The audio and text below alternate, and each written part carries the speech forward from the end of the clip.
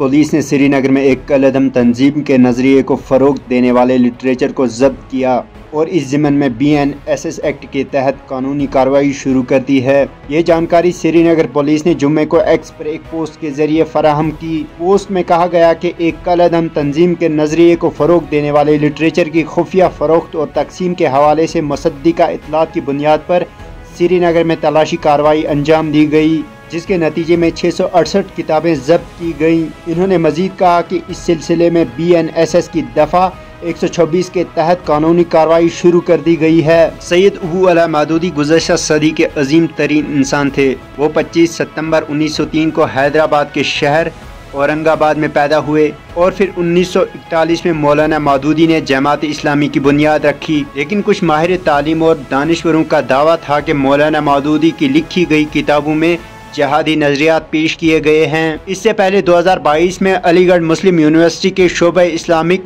Studies ने मौलाना मौदूदी की किताबों और मज़ामीन को निसाब से हटा दिया था। वाज़ेह है कि जमात इस्लामी के बानी और मुमताज़ आलमदीन मौलाना सैयद अबू अला मौदूदी की किताबों और मज़ामीन को काबिल एतराज़ मानते हुए कुछ लोगों ने अलीगढ़ मुस्लिम यूनिवर्सिटी समेत दीगर यूनिवर्सिटीज़ के निसाब से हटाने का मुतालबा किया था। लोगों का दावा था कि इनकी किताबों में जहादी नजरियात पेश किए गए हैं। इस हवाले से मुल्क के मुमताज़ माहिर तालीम और दानिश्वरों का कहना था कि भारतीय यूनिवर्सिटीज़ में मौलाना सैयद अबू अला मौदूदी की इन किताबों पर पाबंदी लगाई जाए जिसमें जहादी मतन मौजूद है। आपको बता दें कि 2019 से पहले भी इस तंजीम पर 2 बार पाबंदी लगाई जा चुकी है। जमात इस्लामी पर पहली बार 1975 में इंदिरा गांधी की हुकूमत ने पाबंदी लगाई थी। दूसरी बार इस तंजीम पर 1990 से 1995 के दौरान कश्मीर में मुसल्लह शोरिश शुरू होने के बाद पाबंदी लगाई गई थी, लेकिन ये पाबंदी 2004 में हटा दी गई थी जब PDP के बानी मुफ्ती मोहम्मद सईद कांग्रेस पार्टी के साथ इत्तेहाद में जम्मू व कश्मीर पर हुकूमत कर रहे थे।